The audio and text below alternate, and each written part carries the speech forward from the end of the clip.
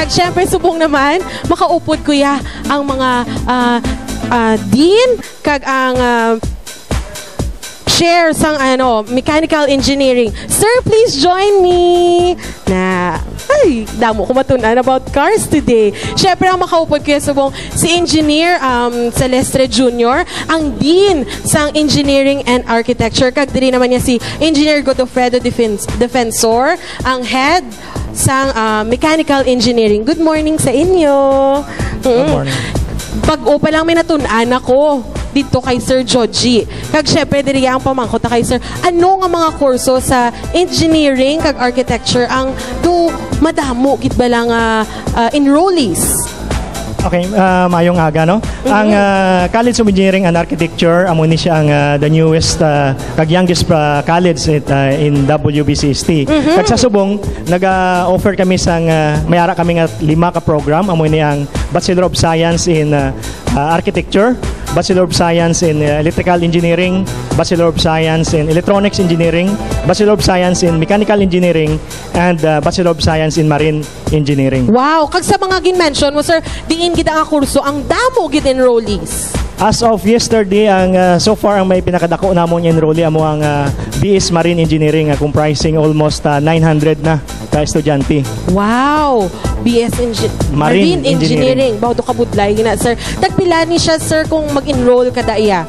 Ang BS Marine Engineering namon, almost tanan nga program namon sa College of Engineering, average siguro mga 8,000 sa first semester. Per semester. Kamusta naman niya, sir, ang demand for graduates after these courses?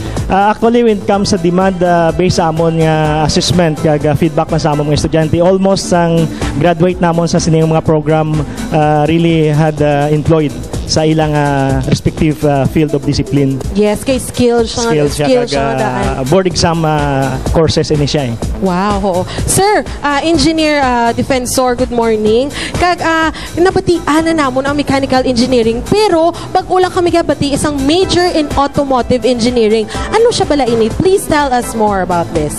Bago ang tanan. Yes. Salamat gid Kate sa paghatag mo sang kahigayunan nga ang Bachelor of Science in Mechanical Engineering, major in automotive engineering. Yes, sir. Mabatian man sang taga Iloilo, Western Visayas sa tanan-tanan, no. So ini nga programa, ang rason sini nga ang napatindo kami ni kay ang aton nga industry, no. Ang automotive manufacturing plants sa 40 countries is producing 63.9 million of vehicles. Wow! So kung may billion nga vehicles ka kinahanglan ina sang trabahador. Yes, ang designer, engineer, repairman. Yes.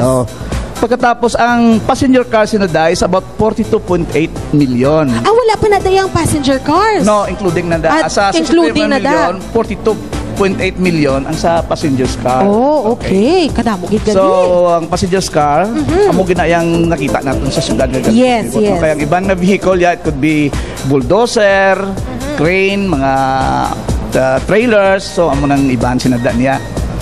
So, ang 20th century, amo nang natawag nila nga age of the automobile. Hasta subong kadugang lang kadugang. So, naisipan sang amon nga department nga sang automotive engineering. Yes. Pero ang problema kay wala gid dinadiri sa aton sa bilog nga Pilipinas ang automotive engineering. Ang pinakamalapit nga kurso sa automotive engineering is mechanical engineering. That's why major in automotive engineering. That's why amo na ang ginimo namon na lang propose namon ina ang major in automotive engineering kag pwede man sa kakuha board para sa mechanical engineering.